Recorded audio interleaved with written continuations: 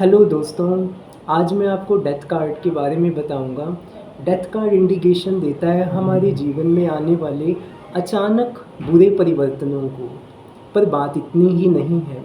Death card आने पे जो परिवर्तन हमारे जीवन में आते हैं, वह परिवर्तन किसी अच्छे क्षण को लेके आने के लिए आते हैं।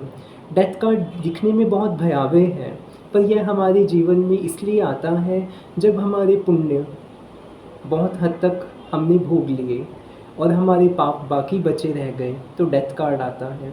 हमारे जीवन में जब भी अचानक बहुत सारी ट्रेजेडीज़ आनी हैं, उनकी चेतावनी के लिए ये टैरो ज़रूर निकलेगा।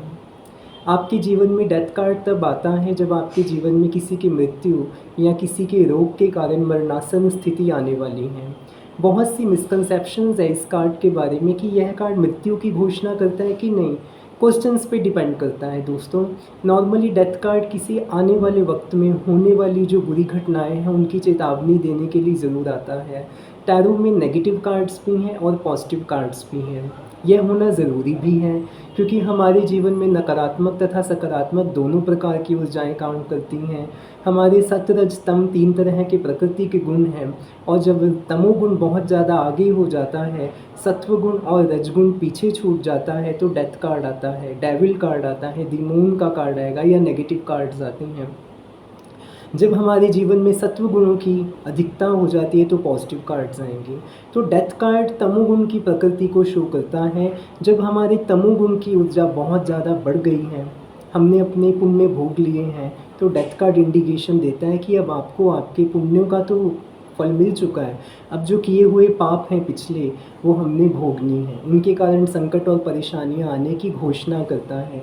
अगर किसी की हेल्थ इशू के बारे में डेथ कार्ड की घोषणा आती है, डेथ कार्ड निकलता है, तो यह इस बात का इंडिकेशन देता है कि उनकी जो हालत है बहुत हद तक बुरी हो सकती है। डेथ कार्ड बहुत सारे टैरो रीडर्स इस बात के बारे में डिस्कस करते हैं कि ये डेथ को शो करता है कि बिल्कुल ही जस्ट एक चेतावनी का कार्ड है। दोनों ही बातें हैं। अगर बहुत क्रिटिकल कंडीशंस में डेथ कार्ड आता है तो ये मृत्यु की घोषणा भी करता है, मरणासन परिस्थिति को बताता है कि परिस्थिति बहुत ज़्यादा बुरी हो सकती है। किसी काम, बिजनेस या किसी रिलेशनशिप में अगर आता है तो आने वाले कष्टों की संभावना को बताता है। ये डिपेंड करता है कि डेथ कार्ड के आने वाले जो आगे और पीछे के कार्ड्स हैं किस तरह की घोषणा करते हैं। तो दोस्तों, ये जो कार्ड है हमारे जीवन में हर तरह की जो घोषणाएं हैं उसको बताने के लिए, नकारात्मक रूप में जो चीज़ें आ रही हैं उनको बताने के लिए हमेशा आता है। पर इस कार्ड को हम टैरो के डेक में से निकाल नहीं सकते हैं। तो कोशिश करिए दोस्तों, आप अपने जीवन को जितना अच्छा बना सकें उतना ही बहुत बढ़िया हमें परमात्मा फल देता है। कर्म बदले नहीं जा सकते हैं, कर्म हमें कभी माफ़ नहीं करते हैं। परमात्मा हमें माफ़ कर सकता है, पर कर्म हमें कभी माफ़ नहीं करते हैं। इसलिए अपने कर्मों को सद्गुण प्रकृति की ओर लेके जाइए। अपनी तीनों तरह की प्रकृतियों में से सत्वगुण, रजोगुण और तमोगुण की प्रकृति में से सत्वगुण की अधिकता पैदा करने की कोशिश करिए, ताकि जब कोई बुरा वक्त आए तो आपके सत्वगुण के कारण आपका बचाव हो सके, आपके परिवार वालों का बचाव हो सके। और इसके लिए सबसे अच्छा जो टेक्निक है वो है नाम सिमरन।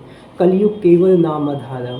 जितना हो सकता है दोस्तों, आप अपने जीवन में अपने हर पल में परमात्मा को जाप करके खुश करते रहिए। हम यहाँ से दूसरी डायमेंशंस में कनेक्ट हो जाते हैं, तो हम जब ऊपर जाएंगे अपने इस शारीरिक कर्म को भोग कर, तो उस समय में परमात्मा के दरबार में हमारी अटेंडेंस ऑलरेडी लग चुकी होगी। जो नास्तिक लोग हैं वो यहीं रह जाएंगे, जो आस्तिक लोग हैं, जो परमात्मा को मानने वाले हैं, उनको ही परमात्मा के द्वार में एंट्री मिलेगी। इसलिए हमें जो भी मैनिफेस्ट करना है दोस्तों, इसी धरती पर करना है। श्रीमद् भागवत गीता में यह बात कही गई है। कृष्ण कहते हैं कि जो मैनिफेस्ट करना है इसी धरती पर करिए। यह जो जम्बू द्वीप है, यहाँ पर इस धरती पर हमें जो भेजा गया है, इसे जम्बू द्वीप कहा जाता था। तो इस धरती पर हमें भेजा गया है परमात्मा का नाम सिमरन करने के लिए। ऊपर जाके हमें वही मिलेगा जो हमने यहाँ पे किया है। हरे कृष्णा।